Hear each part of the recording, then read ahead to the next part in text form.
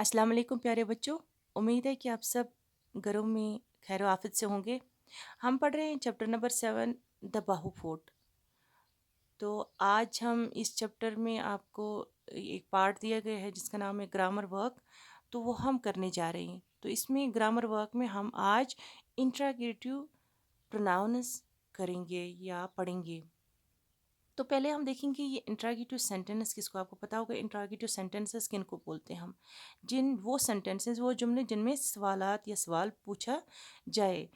जैसे हम कहेंगे व्हाट इज़ योर नेम, आपका नाम क्या है, तो इसको कहेंगे हम इंट्रागेटिव सेंटेंस। यानी कि interrogative sentence is a sentence that asks A question. और प्रोनाउन पता है आपको, प्रोनाउन को के उर्दू में हम इसमें ज़मीर भी कहते हैं। तो जहाँ पे अगर किसी के मुतलिक किसी इंसान या किसी के किसी ऑब्जेक्ट के मुतलिक कुछ कहा जाए या कुछ लिखा जाए, बार बार हम उस चीज़ का या उस इंसान का नाम लेने के बावजूद वहाँ पे प्रोनाउन का इस्तेमाल करते हैं। जैसे हम कहेंगे कि Ahmad is a boy, Ahmad is reading in 7th standard. तो अहमद को हम बार बार इस्तेमाल करने के बावजूद हम वहाँ पे ही लगा सकते हैं।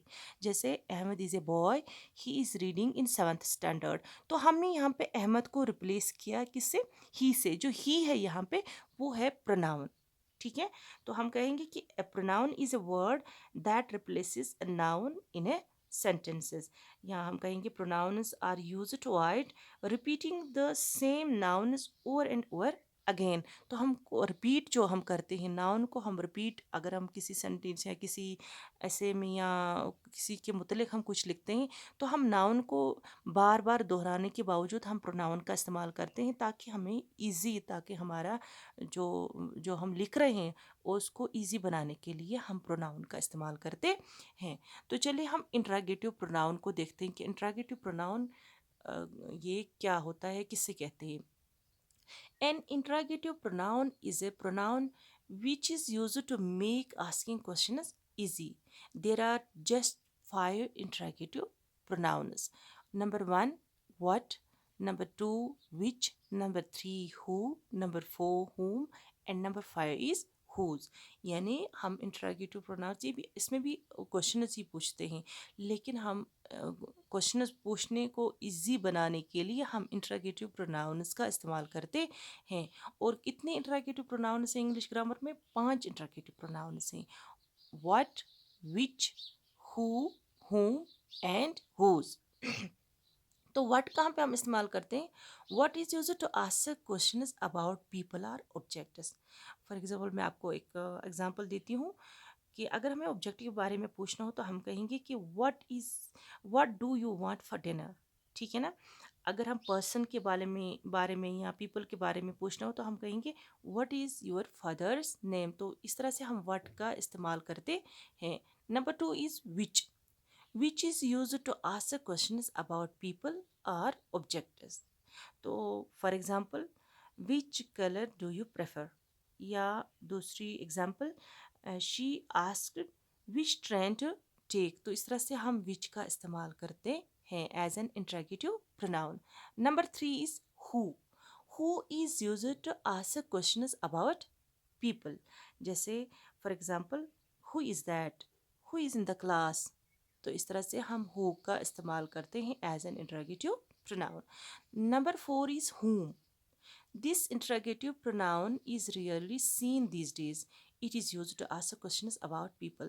जो ये interrogative whom ये आजकल कभी कभार आजकल यूज़ होता है क्योंकि कंटेम्प्रेरी इंग्लिश में अब शॉर्टकट ढूंढते हैं, तो whom का ज़्यादा इस्तेमाल नहीं होता है। तो अगर इस्तेमाल होता है तो किसके मुतलिक, लोगों के बारे में सवालात पूछे जाते हैं। फॉर एग्ज़ाम्पल मैं आपको मिसाल देती हूँ, whom do you prefer to vote for, और we can say number second example मैं आपको दे दूँगी whom did you speak to।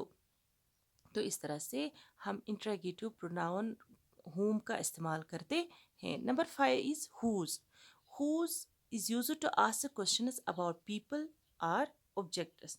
For example whose sweater is this, whose phone is that, या whose pen is this। तो इस तरह से हम whose का इस्तेमाल करते हैं।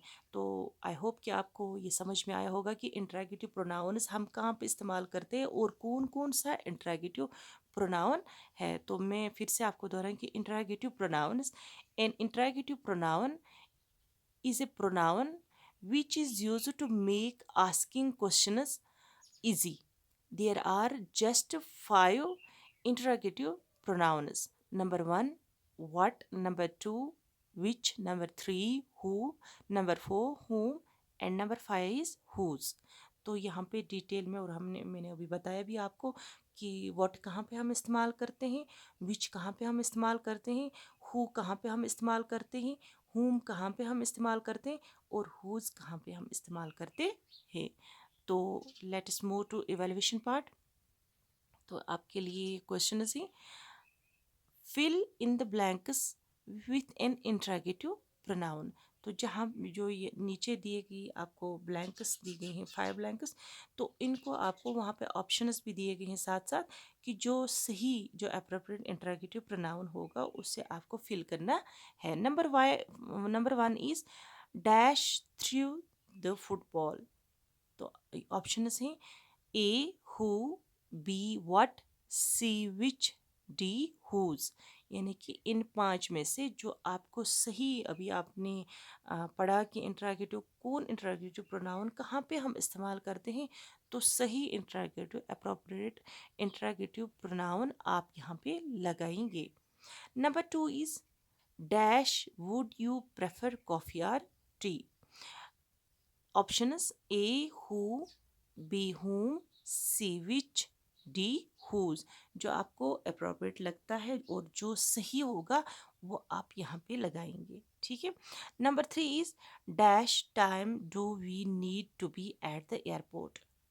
Options A which, B what, C whose, D whom। तो जो अप्रोप्रिएट सही इंट्रैगेटिव प्रोनाउन होगा, ऑप्शंस दिए गए हैं, तो आप वो यहाँ पे लगाएंगे। Number four is dash car is that. Options A whom, B whose, C what, D who. ठीक है। नंबर फाइव क्वेश्चन है आपके लिए, dash is your sister's name. Options A who, B whom, C what, D whose. ये आपके लिए आज के लिए क्वेश्चन है जो आपने पढ़ा उसी के बारे में कितना आपने समझा। तो उसके बारे में ये है कि उम्मीद है कि आप अच्छी तरह से, सही तरह से ध्यान लगाकर ये करेंगे।